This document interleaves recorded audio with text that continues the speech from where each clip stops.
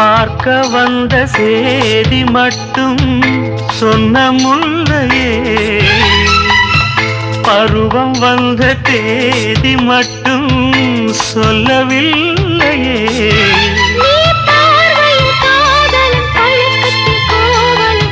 சொல்லவில்லையே.